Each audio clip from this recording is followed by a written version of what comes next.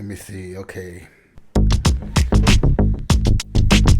All right, fight fans. Welcome to Caveman Corner with your host, Jeff. Captain Caveman. Dance. Yeah. We're back. 100 episodes, Ray. Congratulations. You made it to 100. I'm glad you didn't end up in jail between 99 and 100. I know we were close there for a minute. Yeah, rough start to the new year. Yeah, it's all right. We're here. I didn't want to do the 100 without you. You tried to get me Fred Ettish the other week. So, Fred, we apologize that we didn't get you on. We're going to have you on in a little bit. So when you listen to this, you actually hear that Ray was in a little bit of legal trouble. He already knows. Oh, all right. Cool. We'll have to see if he's got any advice for you. He's a pretty reasonable, smart man. Yeah, he is. But he don't got that 1980 porn stash no more. Yeah, he's not going to get you out of trouble anymore. Magnum PI stash. Poor Fred. We're already picking on him. I love that guy, though. Yeah, he's cool. Yeah. So for 100 episode, we figured we'd get the person that got the most views. Yeah, that makes sense. Yeah. I can't believe that Fred Ettish is the guy that got us the most views. Yeah. You know, I mean, that podcast was actually pretty good, man. One of the best we ever did. Yeah, it was really good. And if you haven't listened to it yet, you should go click over and listen to it before you listen to the part 2. Yeah. But we talked about his story and what happened and everything else. So we're going to just skip right over that. If you want to hear it, definitely listen to our last podcast. But we're just going to go into what's been going on with him since last time we had him on. He's a cool guy, man. Yeah. Real cool. Yeah. I can't believe he's got 10 times more views. We had like world champions on, former world champions, and he's still the number one views by a lot. I think you should roll with him one time. Invite him over to the gym and we should meet up. I would roll with Fred Ettish. That'd be cool. Oh yeah. Yeah. What if he beats me though, dude? That'd be kind of embarrassing. He's a little bit older than me. He might be better. I don't know. He definitely gonna beat me. Yeah, he'll beat you. There's no doubt he's gonna beat you. All right, so let me call him up. I can't believe you missed Mr. Sorry, I was drinking. Ray caught me getting some Rockstar in my mouth. Ray never talks when he sees me drinking. He just lets the air go dead. It's the worst co-host ever. I know, so mean. He just looked at me too. I wish you would have been here for Mr. Jiu-Jitsu. He could have told you how lazy you are. Oh no, man, that was a funny one though. Yeah, I love his post, man. It's crazy. You know, like when I listened to it, I was like, oh my God, I wish I had Ray's phone because my phone sucks when we do these interviews on my phone. Yeah. You hear how choppy it is. What service do you have?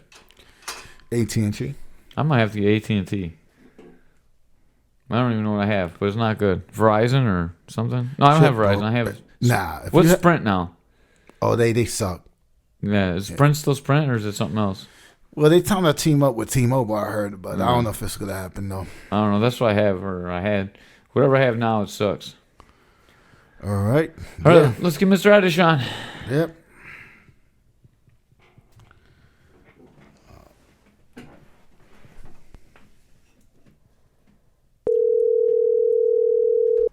Can you put in between? Ray still doesn't know where to put the phone yet, so everyone can hear us. There we go. Hello. Hey, how you doing? Hey, I'm all right. This is Buffalo, New York. I guess I know who that is. Nobody but Caveman's Corner, I hope. Yeah, I'm hoping. So this is our 100th episode, man, and we want to have you back on because you've had more views than anyone else we've had on by almost 5 times as much. I don't know why that is, but that's amazing. You just can't understand what people's tastes are, I guess. It's hard to say. Yeah, we had Mark Coleman on. We had world champions on. We got up-and-coming Bellator fighters, UFC fighters. We had Chokagan on. We had James Toney. And you're still, you out-viewed every one of them. Damn, that's pretty neat.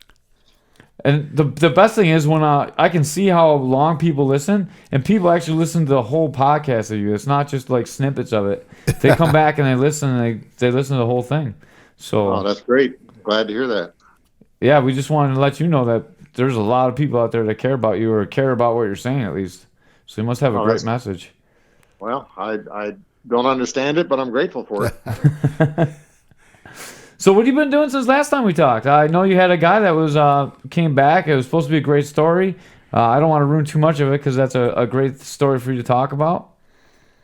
Yeah, I had probably my most successful guy. He'd been out for 9, 10 years. He decided that he wanted to come back and do a kickboxing match. And the reason that he wanted to do that was so that he could donate all the proceeds from the match to a charity to prevent human trafficking. So he did that. Unfortunately, our result did not come out like we would like it. But he got his message out and he made a lot of money. And he gave 100% of it away to that charity. So I'm really proud of him for that. That's awesome, man. What was his name, if you don't mind? His name is Corey Bringus, and he was 10-0 as an amateur and 1-0 as a pro, all in MMA. And he was a great fighter. I mean, the guy, he was a coach's dream. He had all the tools. He was really teachable. He had no ego. He had the heart of a lion. He didn't know how to quit. And I had a plan for him. The plan that I had at the time, I was a Pat Miletich Fighting Systems affiliate instructor. And I was going to take him up to a certain level, and then I was going to ship him off to Pat so Pat could take him the rest of the way, because I figured that this was a guy that really had a future. But the best laid plans, you know how that goes. He ended up graduating college. He got married, had 4 children fairly quickly, and so the plans for an MMA career went by the wayside. And he's now, he's very successful. He's got the beautiful family. He's got a beautiful home. He's got a great job, and so I'm happy for him and I'm proud of him. But he was a guy that I think had the tools that could have really made an impact. Man, that's kind of a good story, even though it sounds sad that he didn't continue to fight. But it's a good story in the fact that he made something of his life. Yeah, I think so. Even though I'm a traditional martial artist, and he trained in the sport, still as a martial artist, you want somebody to take the lessons that they learn, whether it be in the gym or in the dojo, and apply them to your life and make your whole life better. And this is a guy that, even though it wasn't a traditional martial art, he had more of those qualities in his heart and in his spirit than a lot of people I know that do practice so-called traditional martial arts. I mean, he was a humble guy. He's kind. He's got the work ethic that goes through the roof. He knows what his priorities should be. He does the right thing, even if it's not popular. These are all things that you try to instill in a martial artist, and he had it. And I tried to hopefully help nurture it a little bit in him, and I would like to think that somehow along the way that helped in at least some small way in making his life better. How long was the break that he took? Oh, I think around 10 years. Jeez, that's what I thought you said in the post, like 10-year break. Yeah. Was he training at that time, or did he just come back 10 years cold and just start fighting again? He always works out. I mean, the guy's a beast. You couldn't keep him out of the gym if you wanted to, but he wasn't working out for fighting. He was working out just to be in shape. And he got in touch with me. The fight was in December, and probably was in, I think maybe September, where he said, "Hey, I want to do this." And so then he started coming back to the gym, and I went out to his house and trained him out there on the off days where I didn't have time in the gym. And he came back quickly. I mean, I was so positive, so confident that he was going to do great, because when he first came back into the gym, it wasn't too bad sparring with him. But we spar hard once a week, and every week it got worse and worse. It's like, damn, this guy's beating my ass. He broke my ribs, and then a couple weeks later he hit me right in the same spot again. And it's like, man, now I remember what it was like sparring this guy, man. It was just crazy.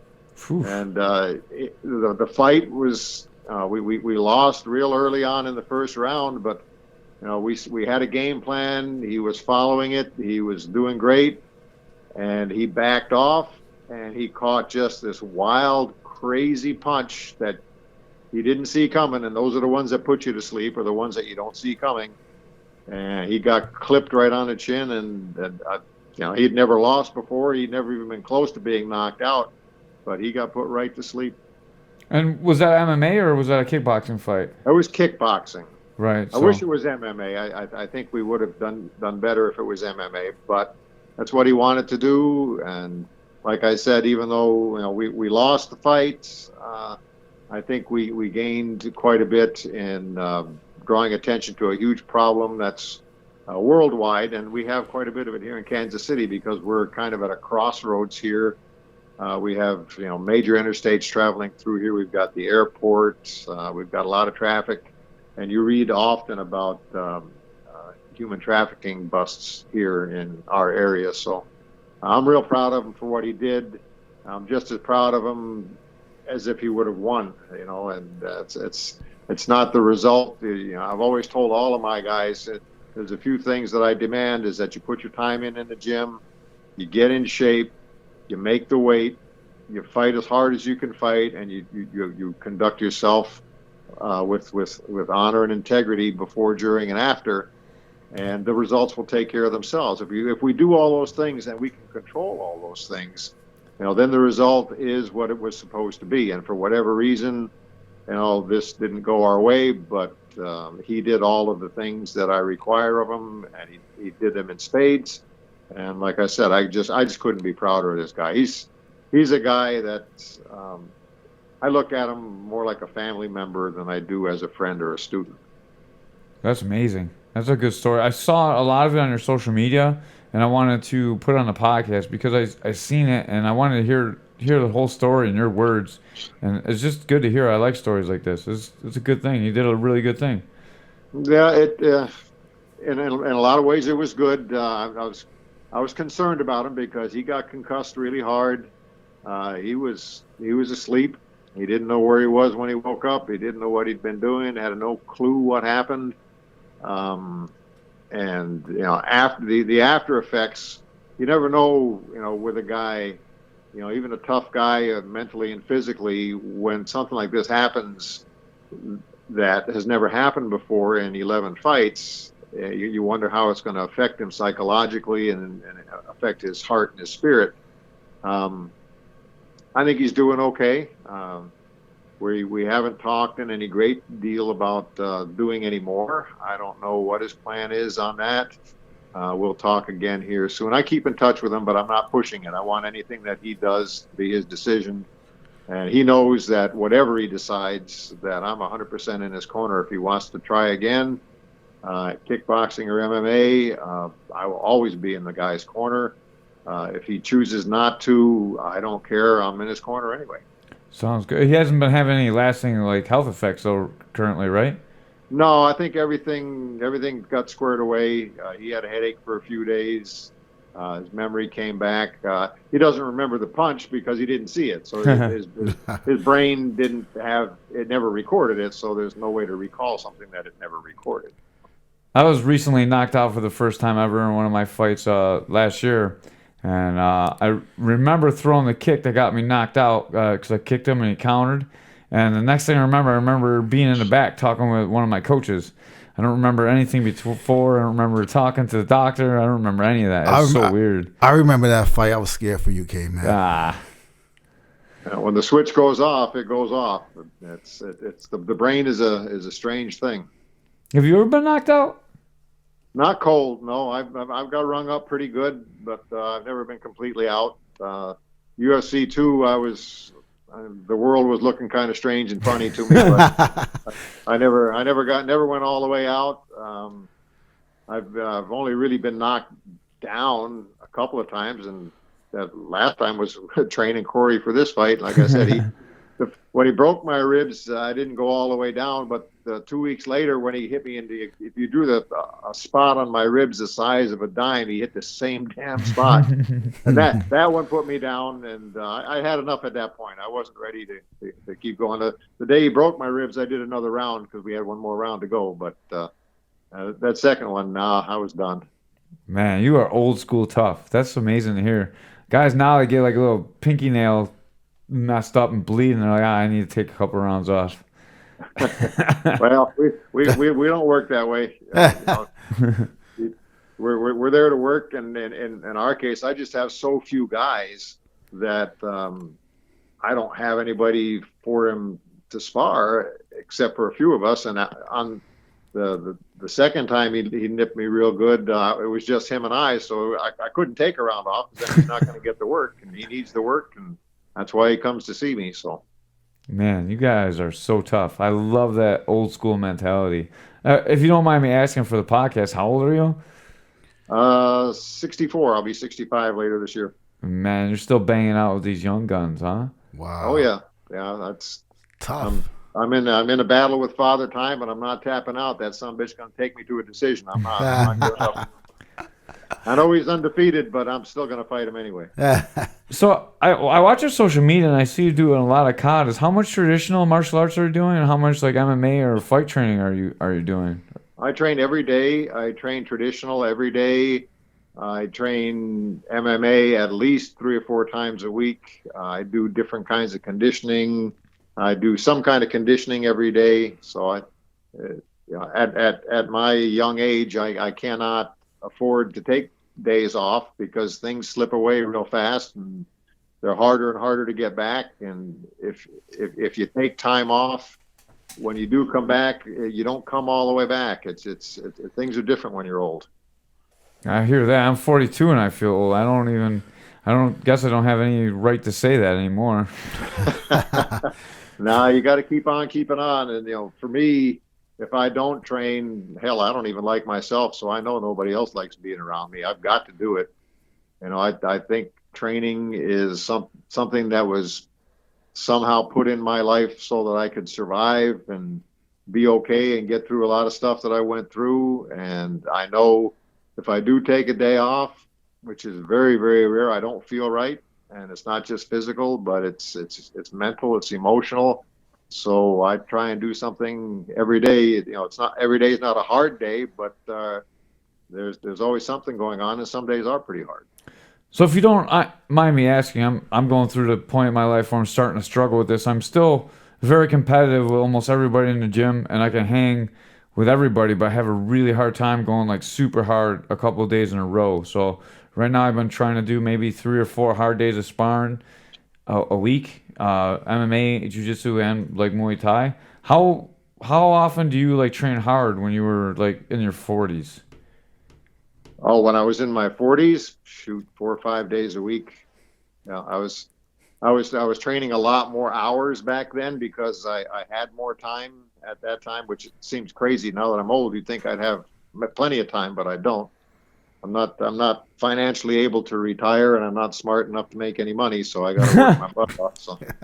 But I trained a lot back then. I trained at least, I had classes 5 or 6 days a week, and we went hard, whether it was traditional or MMA. Right now, we go hard on Saturdays. We spar hard, MMA sparring on Saturdays. We take care of each other. I mean, we're not killing each other, but we're going hard. We wear 16-ounce gloves and shin guards because, people have to go to work the next day, and you have to be able to remember what your name is, and you gotta take care of yourself a little bit.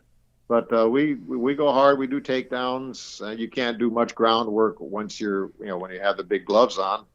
But we do jiu-jitsu, or I probably shouldn't call it jiu-jitsu because I'm not qualified. But we do grappling on Wednesday nights.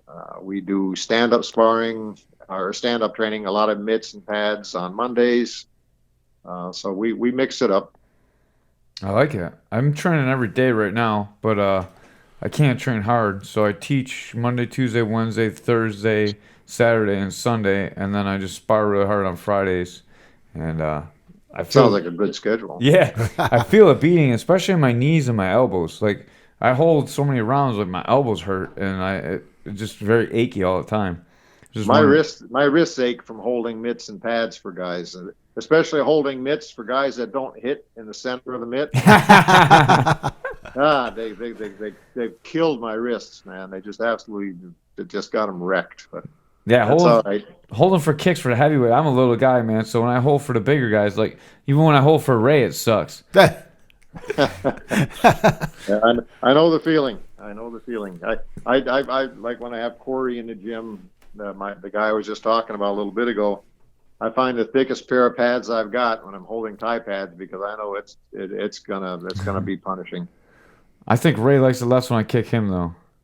Well, it's better to give than to receive, you know. Yeah. He's like, "Damn, Caveman, you're hitting me so hard. Stop it." Yeah, Caveman, you kicking me like you see one of your enemies. That's because I got a hole for you, bro, and you're breaking my arms. I'm really upset with you. I'm trying to let you know. So Ray's got a story. We were trying to do this podcast the other week, and Ray had a hit and run accident. So Ray's gonna ask you for some advice right now. Go ahead, Ray. Oh man, I don't know if you want advice from me. It might lead you to a worse place than you're already at. Yeah, but I just want to tell people this story. New Year's Eve, I got in a car accident. Well, this kid collided on a bike, collided in my car, and he went in the store. I got to park the car, talked to him, and he said he didn't want the police involved. He didn't want no ambulance, not like that. And then, so the next day he called the police, said that I hit him and took off. So, man. Yeah, so he made a claim to my insurance, and then he told the police that I hit him and I took off, and but they knew it was a lie because they saw the video at the corner store. So I told them my story, and then they knew I was telling the truth. So. Well, I'm glad. So you're all right? Yeah, I'm all right now. Just a lesson learned to call the police when you get in an accident. The police came to your house. Yeah, they came to my house looking for me. Oh man, yeah, you don't take care of it on the spot. You don't want them dragging you out in the middle of the night in your underwear, man. Ain't no good.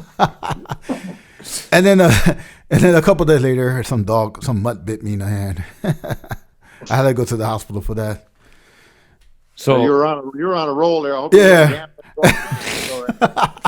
Yeah. So this 2020 been kind of crazy for me. Well, it's got nowhere to go but up. Yep. So, I'm back in order now. So I'm ready to do more podcasts and, just stay focused. So that's why we had a date with you already originally scheduled, and we had to change it. But Ray was going through some stuff. So we want to make sure that we officially apologize to you on the air. It's all right. I know how life is. Things happen. No worries on my end. So I heard Militich may be fighting again. Did you hear that? Yeah. Pat's going to fight Michael second to none in the Quad Cities, what I understand. Are you going to go down and try and check that out, or what are you I'm going going to on? try and get there for sure. That's probably about about 5.5, 6 hour drive for me, so I'll get there. Cool. Is that like something that you're really into, since that was one of the guys that trained you when you first came back out? I think the world of Pat. I always have. He's not just a great trainer, but obviously he was a great fighter too, and he's been a great friend to me. He supported me. He took me in as an affiliate instructor, back in the day, and not everybody was real kind to me back in those days. So I told him in the beginning, I said, I'd love to be an affiliate instructor under your umbrella, but if you don't want to take me on because of any blowback you might get from people because of my history, I said, I'll understand and no hard feelings. And he said, no, absolutely not. He said, you come on, and be proud to have you. And I got great training. I wish I could have been out there more, but I'm always grateful for the training that I had and the way he accepted me into the fold. And I still keep in touch with him now. And he's been a great addition to my life. How's his neck and body doing? I know he was having a lot of problems before, and that's kind of why he stopped fighting again. Yeah, his neck was really bad. I don't know. I haven't asked him how his neck is right now. I know he trains a lot, so I know he's his conditioning has never been let go. I think he's maintained a really good level of fitness. He does a lot of ultra endurance runs, and I know he does a lot of other workouts too. And a lot of the workouts that I put my guys through came directly from Pat, or they were inspired by him, and I tweaked things and maybe did things a little different. But for the most part, he was, as far as MMA conditioning, most of what I got came right from Pat. That's awesome. So you know he's going to be in shape then for the fight. Oh, yeah. That'll be in shape. Yeah, like I said, I don't know how his neck is. I know when he fought Henzo, his neck, he should never have taken that fight because his neck was in such bad shape. But Pat's a true fighter, and he took the fight anyway. Didn't go his way. I wish it would have, but he rolled the dice and took his chances. And, I'm pretty sure that so this is going to be a kickboxing match. He'll be all right. I don't think Michael Nunn's not going to be able to grab him by the neck. I don't know if Michael Nunn would know how to grab him by the neck. His past wrestling's always been really good too. So I mean, his wrestling is crazy. There's no chance that he's really going to push around in the clinch so much. Ray, you should. No, Pat's not going to get pushed around anywhere by anybody that's anywhere close to his size. He's a beast. He's strong. He knows how to use his weight. He knows, he understands balance and leverage. And yeah, Pat was such an all-around guy from way back in the beginning, and he's only gotten more and more that way over the years. First real camp for MMA too, the Militich fighting system. Yeah, no kidding. I used to go out there once a year. I went out there for karate seminars. And I would stop in and visit for a day when I was there before I was affiliated with Pat. And they were in a racquetball court in the Gold's Gym at that time. And it was pretty funny to go in there and see, the most famous people of the day, and they're training in a racquetball court. And then they moved to a gym down by the river. They just kept getting bigger and bigger. And his gym was never big. It was never fancy, but it was you knew when you walked in there you were someplace special just by the atmosphere and the attitude of everybody there. I couldn't imagine his gym being fancy. No, there was no frills, baby. You had what you needed and nothing more. He made sure that you weren't going to be spoiled or coddled when you were in there. There was no frills. You guys were from a time of savages. I love it. Oh, they were, man. They were beasts in there. If you went in there on a Monday night or a Wednesday night during pro night, and you walked out on that floor, you damn well better have yourself ready to go, because they didn't care who you were or where you were from. If you had balls enough to walk out on that floor, you were going to go hard. Or, I saw many people, and like I said, I wasn't there all that often. I wasn't a regular there. I wish I was, but I wasn't. But whenever I was there, I would see new guys come in, and man, I saw them just get handled, and he'd go in the next day and he wouldn't see him anymore. Everybody had an idea, and everybody thinks they know what it's about, but nobody knew what it was about in that gym until you actually went in there. And like I said, you go in on any given night, I would go in there.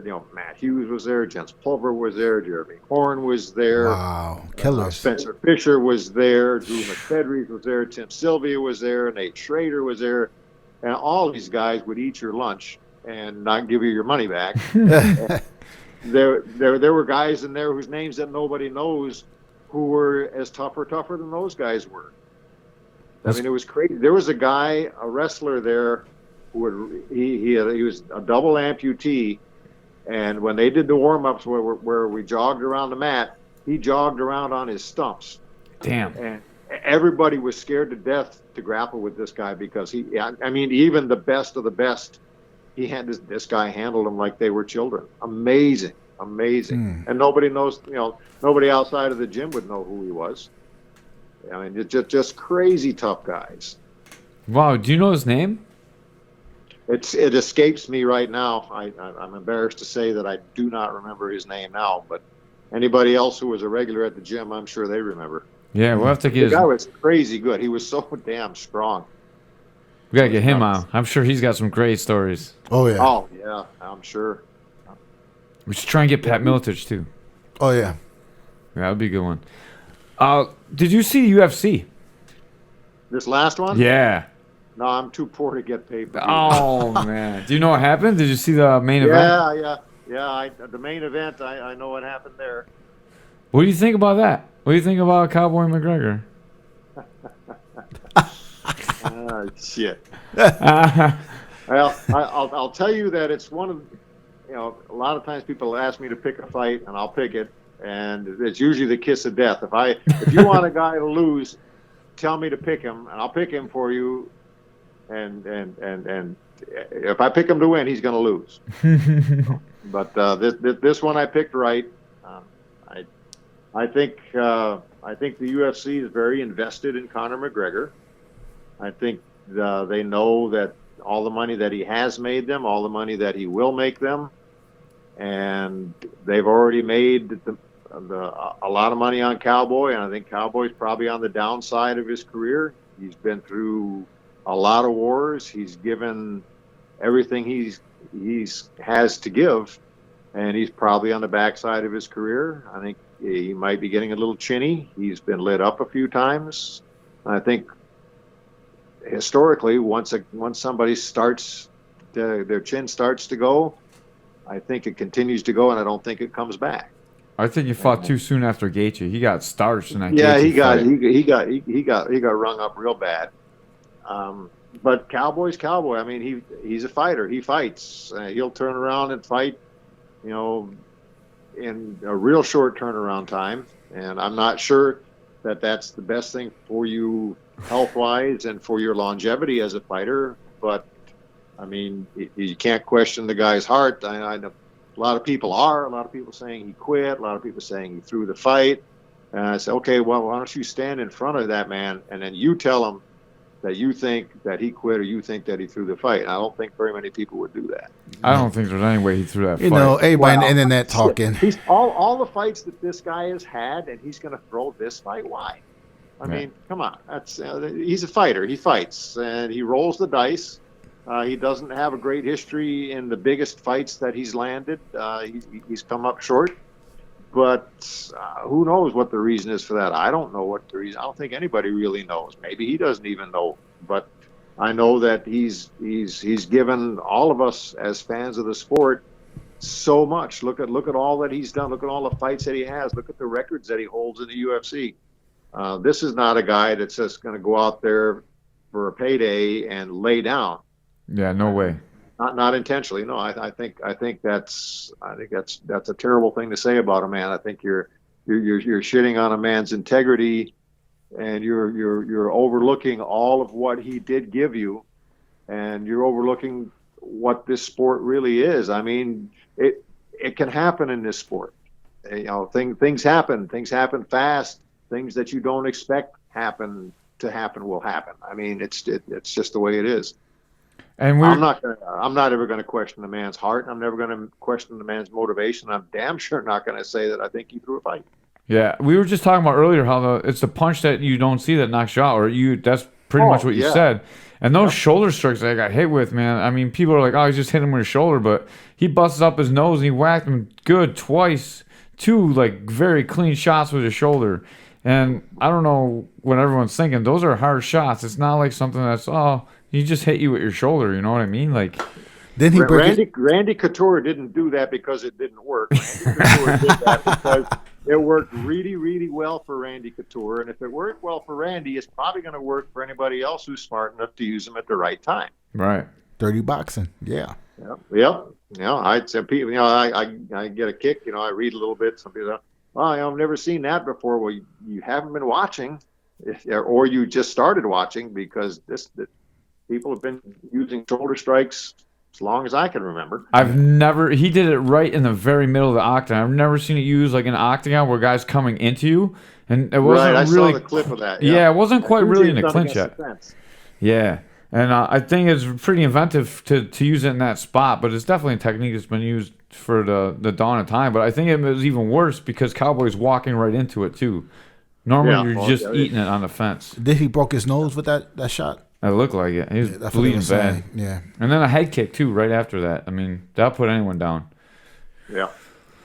Let Conor kick you in the head. And if you are going to take a dive, you're probably not going to get your nose broken and eat a high kick. You're probably going to figure out a better way to do it than that. Yeah. Not only that, I don't think the referee's going to let you take a beating like that if you're just quitting. Like, he knows Cowboy's still trying to fight.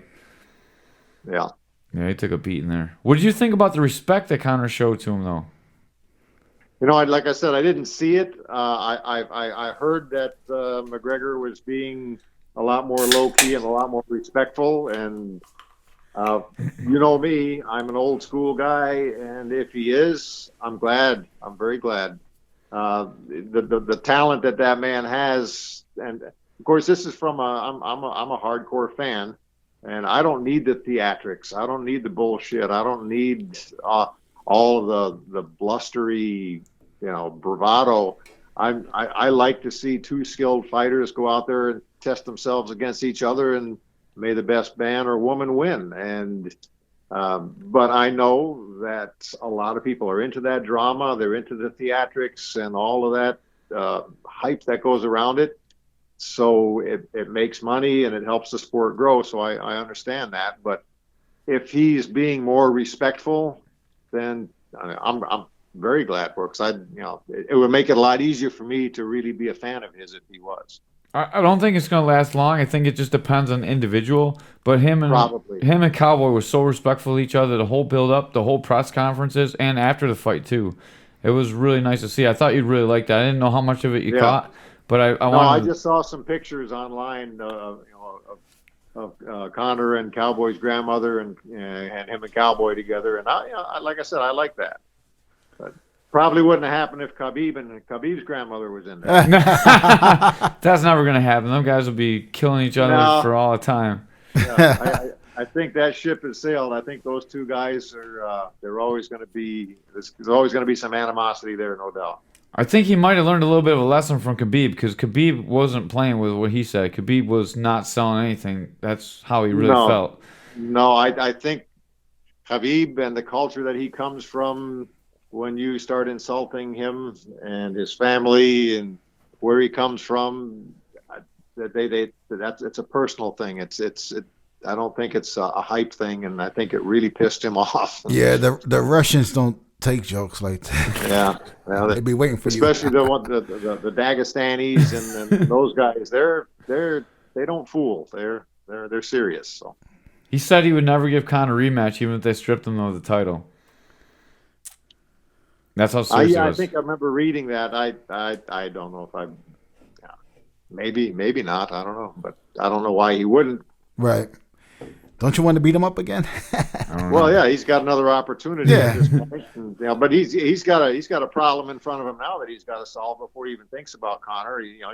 Ferguson's somebody that nobody's talking about. Ferguson. Everybody's talking about Khabib and Conor and Justin Gaethje and Jorge Masvidal. And I'm not hearing hardly anybody talk about Tony Ferguson. And Khabib's got to get by him. And this guy's not going to be an easy puzzle to solve.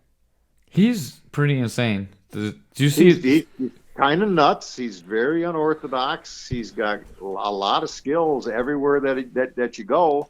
He's got a great gas tank. I don't think it's going to be an easy fight for. I don't think Tony's an easy fight for anybody. I think he's going to give anybody fits, whether he wins or loses. I don't know, but I think he's a different breed of cat. The key to that fight is, the pressure, right? Getting against the cage and grinding out with the wrestling style, and then because he usually grab people towards the cage and then take them down. Right.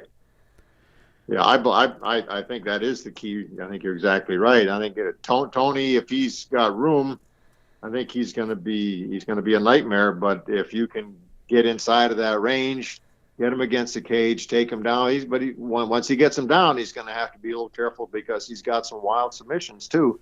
You can't be too careless. And but Khabib's got good position. He looks like he's really you grapple with some guys and they feel like they weigh 3 times more than they do because of the way they put their weight, and it looks to me like that's what he does too. When he gets on top of people, they seem like they can't move just because of his positional control and where he puts his weight. All the guys at ATT say he's like no one they've ever grappled with his pressure. I mean, come on now. He's 3 years old. He's wrestling a bear. I think the in that fight you're gonna know in the first takedown how the fight's gonna go, because if Khabib can control him on the ground and Ferguson can't cut him with elbows off the bottom, it's going to be a long day for him. He's going to get mauled on the bottom for 5 rounds, I think. Yeah, well, I agree. I think whoever puts the fight where they want it to be, that's that's the key. That's the key with pretty much any fight, but this one maybe more so. It just Khabib, if Khabib gets in where he needs to get in, and he's so far he's perfect. He's done it all, and nobody's beat him yet. So he shows holes in his conditioning though, and that's not what you want to have against Ferguson. No, you better be in shape. You better have your weight situation figured out, and not have any last minute huge weight cuts that you have to do. You better manage everything just right, because he'll go for 5 and still be ready to go for more. Yeah, maybe he should come with you and get some Miletich conditioning going on. Oh, he's welcome. Come on. So we talked a lot about MMA, but I'd like to get into a little bit of the traditional martial arts with you. Can you talk about the traditional side of your training? It's the same thing I've always trained. Well, not always. I started in Chinese martial arts back before the earth cooled, and we were still wearing loincloths and everything else. But in 1979, I started in Okinawan karate and weapons, and that's what I still do.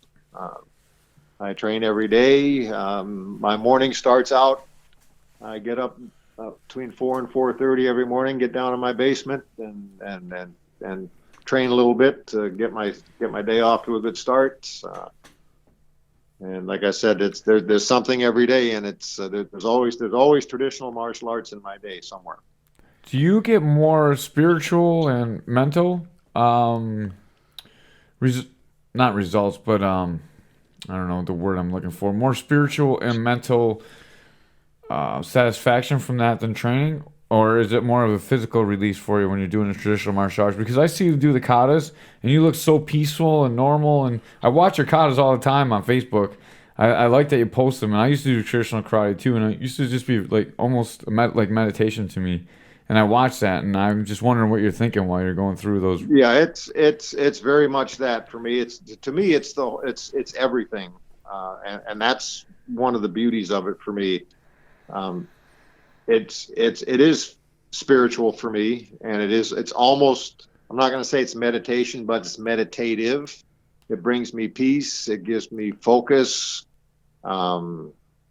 If you practice it enough, you get some physical conditioning out of it. You learn movement. You learn how to move your body. You learn how to keep your balance. You learn how to flow from one thing to another. It's just the whole ball of wax, and you can continue to practice until you, obviously, because I'm old, you can continue to practice till you're old, and it continues to bring you all of the benefits. And I know a lot of people don't believe it anymore in this day and age, but there's a huge self-defense aspect of it if you train it correctly, and a lot of people don't. A lot of people are into the hocus pocus and smoke and mirrors and magical stuff, and that's not what it is. It's hard work, and there's a continuum in training. If and then this is just my opinion, but if you just do kata and nothing else, then you're not going to train yourself to defend yourself. You have to train with a partner. To me, I tell people it's like when you go to college. You have lecture, you have lab, and then you go out into the world and you get a job and put everything that you learned into practice.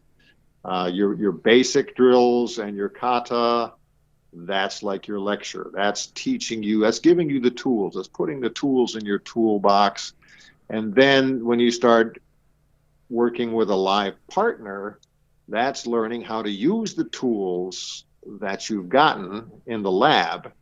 And then when you actually fight, then that's taking everything and putting it all together. Because a lot of people forget what martial in martial arts means. It's a warrior art. It's a fighting art. It's not just for exercise. It's not just for meditation. Yes, it should have all of those components in it. It should make you a better person. It should make you a better human being.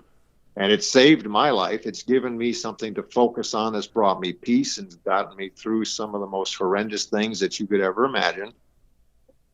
But it also has to be something that is useful for you if you have to use it, and not necessarily in a sporting context. And that, it's true martial arts weren't designed to be for like a competitive nature where, okay, you and I agree we're going to fight, we're going to go in this cage, you're going to make money, I'm going to make money, we're going to fight. It was to, if you were walking down the street, walking on the beach in Okinawa, whatever, and somebody came up and tried to hurt you, it was for you to defend yourself. And that's a world apart from being a sport. And I try to explain to people that, a martial art has to have all of those things encompassed in it to be a true martial art, in my opinion. And every martial artist has to be able to fight. But every fighter is not necessarily a martial artist. There's a big difference. I like that. And when I first started MMA, I really liked watching GSP too, just because he embodied everything that I learned in the traditional martial arts too. Yes, his book, if anybody hasn't read his book, of all of the MMA related books that I've read, I enjoyed his the most. His was really good. Did you read Fighter's Heart? Yes. Yeah, that's a really good one too. Yes, that one was great too. For anyone that hasn't fought, if you read Fighter's Heart, it's gonna give you pretty much what it feels like to fight. Yes, exactly. I agree with you. I'd almost forgotten about that book. I've got that one up on my shelf. Yeah, that's a really good one too. And GSP's is the best about the culture of fighting, the mentality that you should have, I think. Right, I think so. I agree 100%. Awesome, man. I think we're going to leave it at that. I really enjoy having you on here. Hopefully we get like 10,000 more views, so that would be great too. But you're an interesting man, and I love listening to you spout wisdom. It's pretty amazing for me. Thank you. Thank you very much. I appreciate that. I'm we definitely glad to be have on. him again. You guys have always treated me well, and I really appreciate you. We appreciate you too. Thank you very much for coming on. I apologize once again that we had to put you off. No worries. I wasn't going anywhere. Hopefully Ray doesn't run anyone over before next time. Oh, damn. Yeah, Ray, be careful. Okay. All right. Thank you very much. We appreciate your time, sir. Thank you, guys. Yep. Thank you. Bye-bye. Bye. Fred Ettish once again on Caveman's Corner. Yes, we got to have him again. I know. Every to the 200 episode. Yeah, 200. We should have him every 100 episodes. For real, dude. I love Fred. It's like listening to Mr. Miyagi, dude. Yeah. For real. Like, he feels like Mr. Miyagi when he's talking. Like white Mr. Miyagi. White Mr. Miyagi. He's our white Mr. Miyagi. Yeah, he's a good guy, man. Cool guy. He knows what he's talking about. Mm-hmm. Hard times make a hard people, and he's definitely a hard person. Yeah. UFC 2 probably changed his life totally. Yeah. And what he had to go through after that. Yeah, can you imagine? I still can't imagine what that's got to be like. Right. I couldn't imagine. He took it, he dealt with it, and he left a manpower what it is. Yeah, I know. Like some other people wouldn't be able to take it. It wouldn't handle that. But we're looking at it from today. Can you imagine today? You'd be getting texts and IMs and DMs and Facebook messages and Twitter tweets, all kinds of shit about him. The fucking trolls are terrible. I know, terrible. But he still said there's people bothering him, calling him and stuff too. That's even worse. Damn. Can you imagine someone calling you now saying you suck? But wait a minute. This happened like how many years ago? 94? No, 95. Oh, yeah. That's over 20 years ago. Yeah. That's when I had my first fight, Ray. Oh, shit. 1995. Damn, you old fucker. Yeah. I'm old too. I just turned 39 years old. If I fight this year, I've been fighting 25 years. You should fight. I'm trying to fight. King of the Cage? Got something. No, not King of the Cage. I got something in the works. I can't talk about on air right now. I know what you're talking about. Oh, yeah? Yeah. I know what you're talking about. I ain't going to say nothing. I know, though. I sent you that message on Facebook. Mm-hmm. I remember what you told me. So I know. Yeah. I ain't going to say nothing. Yeah. It's in the works. Okay. We'll see if it comes true or not. If it does come true, you guys will be the first ones to know. Okay. Yeah. So 100 episodes. What's your favorite part about doing this so far? It's cool, getting to talk to fighters, man. Some of the UFC fighters and some of the legends in the sports. I thought it was a cool thing. What you think about? What's your favorite of doing these episodes? I think I really wanted just to talk because I like to talk a lot, and I wanted people to listen to me when I first started a podcast.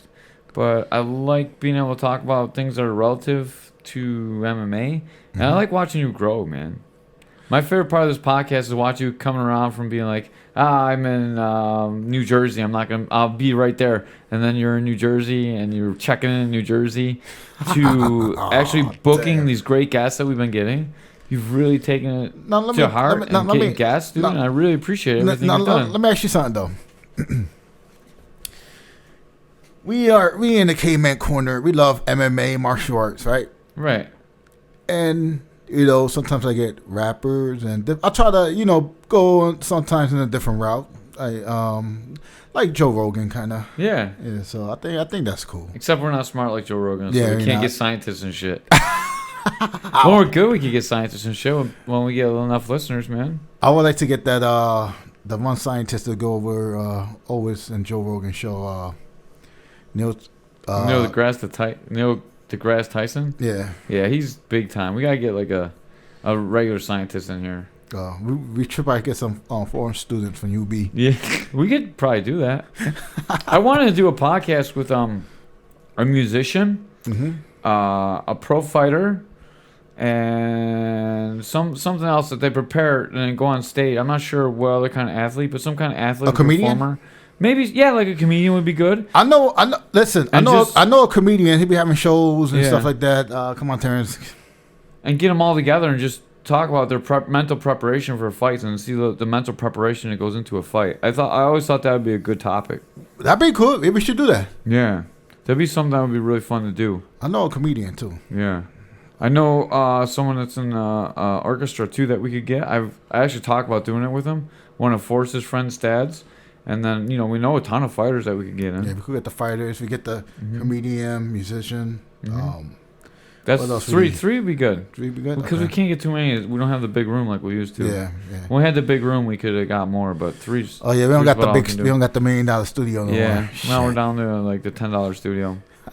Mama's basement studio. Yeah, we still got to get Solomon on again before it goes back to camp. Yep. Also, if you're listening, vote right now. Go to the CFFC Facebook page and vote for Solomon having the best fight of the year, so you can get a couple more votes. I already voted. Yeah, me too. I voted on all my accounts too. I got 3 accounts, so I voted on all of them. Oh, damn.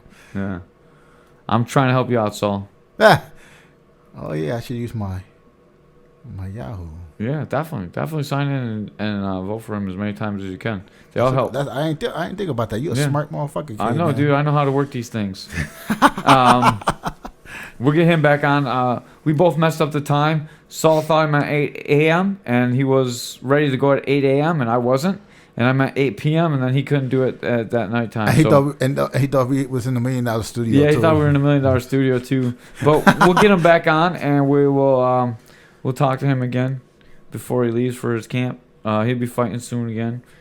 We have Pat on again. You saw the fight in Japan? Oh, man. Yeah, the Risen fight was amazing. He's a good motherfucker, dude. Yeah, he's a real deal. He's going to be the champ. Yeah. No one's going to beat him. I was just rolling and sparring with him the other day, man. He is feeling solid. Mix, man. He's the beast, man. He's the man. He's going to be the best fighter at that weight class in the world. I 100% listen, believe that. Like I saw the fight, man.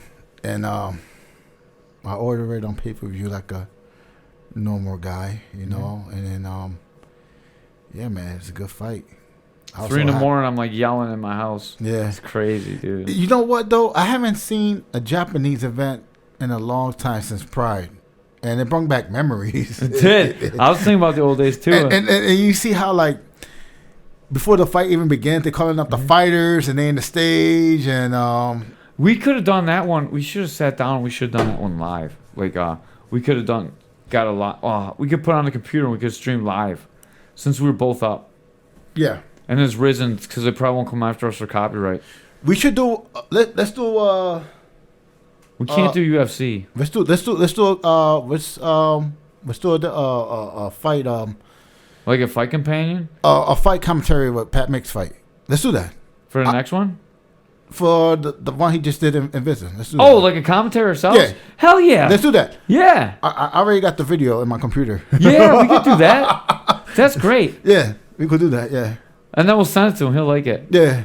We'll talk some shit. That'd be funny. We've done a couple of them. We should post them. Go back and repost them. We should do like my fight. We just do all different fights. Yeah, and we can fights that we can get in trouble for copyrights. Yeah, we can put them on YouTube then, and we can put them on our channel for the. You guys make sure you're subscribing to the channel on YouTube too, and like all our funny videos, especially the McDojo videos and stuff like that. Yeah, I'm getting tired getting kicked in the nuts. Yeah, it's your turn to kick me now. Next time. I'm gonna have Chromo ban that nut shot. New York State gonna ban it, Caveman. They gotta protect my nuts. Dude, like that's the second time we'll spit out my drink today. During when Fred Ettish, what did he talk about that I wanted to spit out my drink? Something about old kung fu back in the 70s. Yeah. He's talking about the 1970s kung fu shit. I just took a sip. I almost spit all over the mic. That was terrible. That would have been awful. It would have been expensive. Oops. I like Fred a lot, man. That was really good. He always cool. What's been your favorite movie? Favorite moment as a team, like me and you as a team? Oh man, it's so man. We had a lot of moments, man. Technical porn when I'm coming in. Yeah, technical porn was a good one. That was a good one. The Brian Marciniak's face when we were talking about technical porn. Yeah. That really made it. Oh yeah, that one time when you was talking about what the fuck y'all was talking about? You Bigfoot or something like that. Yeah. And then I came in and then I was on my Facebook Live and I got the aliens eating you guys. Yeah. That was hilarious. I forgot all about that too. I just seen it the other day. I gotta post that one up. Yeah, you definitely gotta post that one up. You have to listen to the one we did with Forrest about dinosaurs not being real. Like 10 minutes in, dude, he totally chewed apart E.T. E.T. McGee is the guy that we brought in to say that dinosaurs weren't real. And Forrest was like 10 minutes in, he like totally had already undone his whole argument. It was great. It was a really good one. Wait a minute. What was that one that I called in acting like some kind of hillbilly? That was funny too. That wasn't that wasn't the Whitman podcast, was it? No. Was that the alien? You was talking to somebody. I don't remember. An alien guy maybe you was talking about? I don't remember, but that one was funny. Was that the one where we did the UFO one? I think so. And I called in acting like some kind of redneck from Mississippi or somewhere. I don't think I posted that one yet. Was that on New Year's Eve? That was around Christmas because I was in Niagara Falls Boulevard doing Christmas shopping. Yeah, and then I got in trouble. Remember? I never posted that. I still have it in my two posts. Oh, that's because Karis and Forrest were arguing really bad at the end on the mic, so I had to go back and it would take me hours to edit it, and I never really wanted to do it that much because it wasn't that good to start with. The best part was you, so maybe I'll go back and I'll just cut off the last hour of it and put that one up. Oh, that's crazy. That was a good one though.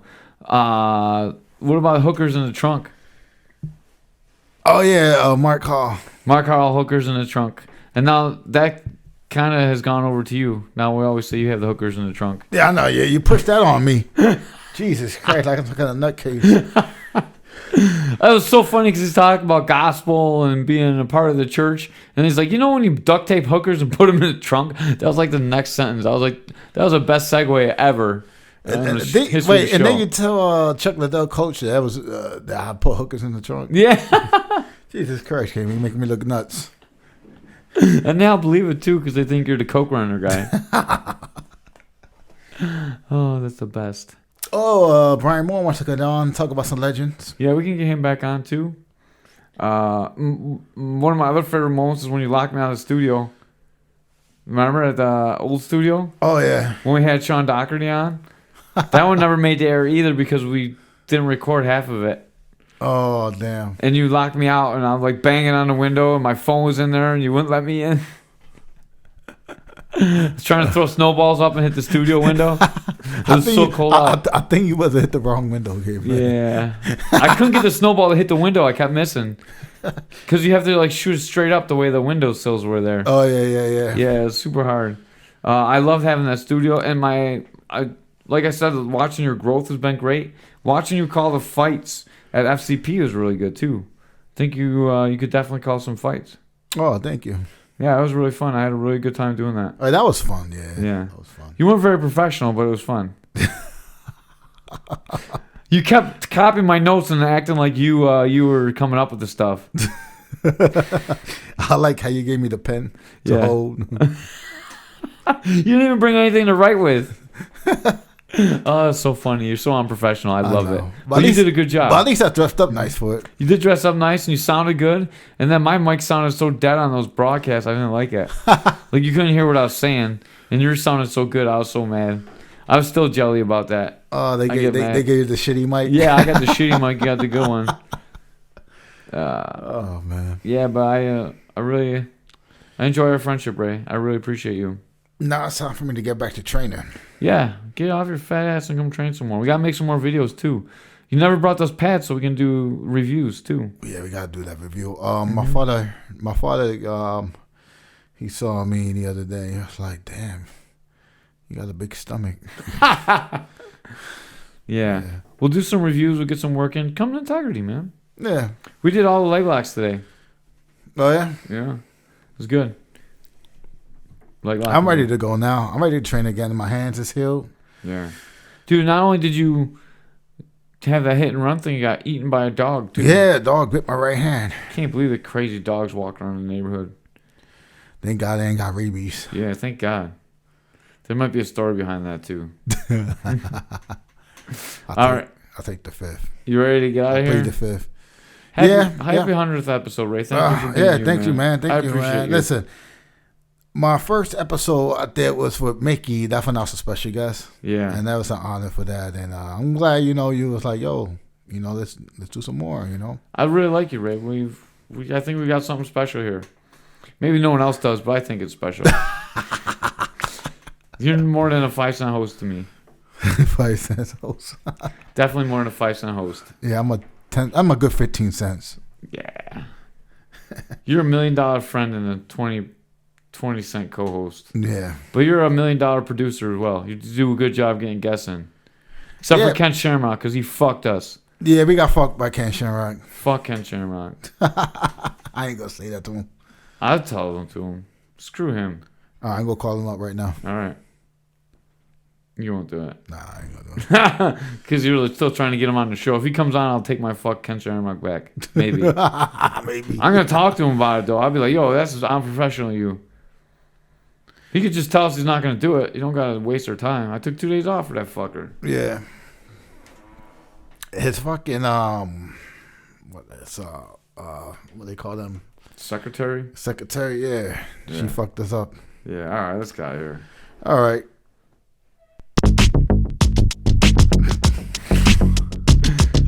You gotta get Lord willing to get us a song, man. This is terrible. Yeah. All right, here, living from the Fred Ettish Studios. Fred Ettish Studios. Caveman Studios.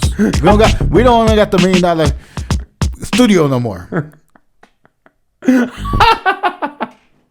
Coming from Caveman Basement, Mother's Basement, we are out of here. Me, my bootleg beats here. All I can think about is the Fresh Prince song. Oh, damn. Born in West Philadelphia. I can't sing. We'll probably get a copyright strike. Yeah, you don't sing it. All right, guys, we out of here. Peace. This is terrible. What happened? I got El Torino on here. You're gonna have to. I'll send it to you again so you can re-download it. Okay. Our Mexican music. Oh man. I appreciate you, man. I love you. Yeah. Thank you for everything, really. Yeah. So next week, let's get Spencer Fisher. All right, sounds good. Is he still fighting? I haven't heard his name in a while. I don't know. Maybe not. Who knows? I gotta look it up. He's not fighting anywhere like Maine. Because he was pretty tough in the UFC, super right? Good. Yeah. Yeah. He's no joke, dude. He's a good fighter. But everyone in the UFC is good now. Yeah. That's You know true. Pat Mix. Yeah, he's gonna be. He's the best. I'm 135, right? Yeah, best in the world, dude. I got kind of pissed off. You saw when they did that last the interview at the end, Uh-huh. and that guy said, "How can you ain't show us your striking, your stand up?" Mhm. Like, what the fuck, man? Fight's a fight. If Yeah. the fight, he had the opportunity to take the guy down, and he took him down. Mm-hmm. And, you know, what the fuck? Well, the point doesn't matter. People are But gonna show see us us- striking sooner or later. He's good now, dude. Like, Yeah. I know that. But I'm just saying though, if he go get you back, he go go for it. You know. Mm-hmm. Yeah. Why try to fight and get punished? The other guy like jump guard pretty much. Yeah. Like the other guy initiated the takedown. Yeah, so, like, it wasn't like exactly. that, Exactly. Yeah. I just thought that was stupid of that guy to ask that question. Yeah, he probably didn't speak good English, so he didn't know what to say. I want to smack him. Yeah. I want to smack him. No, I'm saying it was a white guy. Oh yeah. I'm thinking something else. Yeah, it was a white guy that asked him that. All right, let's actually get out of here. Hot mic is still going. Oh, You're- shit. Yeah, you're good by now. Okay. We need to get a good. I wish if you want to play. I had a great Easter egg to start this whole podcast, and then Ray kept playing copyright music during it, so we lost our good Easter egg. So Ray's getting to be a really good co-host because he's getting to make sure I don't put anything damning in here. All right, we're out. Okay.